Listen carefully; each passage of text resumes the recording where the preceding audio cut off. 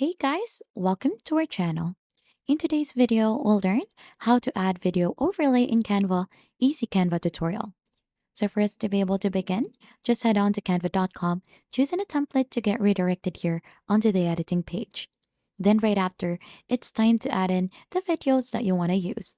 So just simply click on to uploads in here to go ahead and import all of the videos that you want to use in here. But since I don't have a video onto my end, let's try to use the stock videos that are available here on Canva. And let's find that one here under elements. So let's try to find in a video of a person first. Simply type in person and click onto videos in here. So for example, we want to use this specific video. So let's simply click onto that and then right click and then we'll set this video as a background. So it should go ahead and look something like this.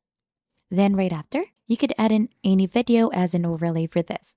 So just go ahead and upload that overlay in here. And since I don't have one, let's try to search again an overlay here on the elements in Canva.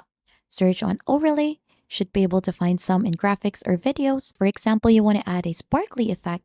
Let's choose this one. Make this one bigger to fit the screen. And then we could go ahead and try to adjust the transparency for that.